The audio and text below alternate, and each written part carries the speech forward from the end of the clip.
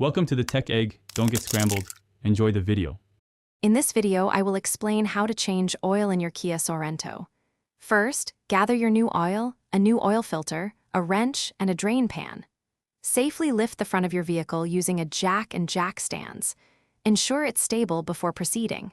Then, locate the oil drain plug, usually at the bottom of the oil pan, and the oil filter.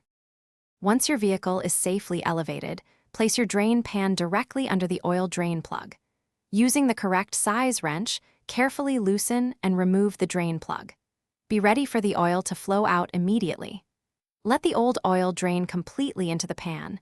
This usually takes several minutes to ensure all contaminants are removed. After the oil has finished draining, remove the old oil filter. It might be tight, so a filter wrench can be helpful.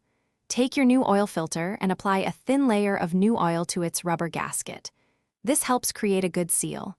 Then, screw the new filter on by hand until it's snug, usually about 3/4 of a turn past contact.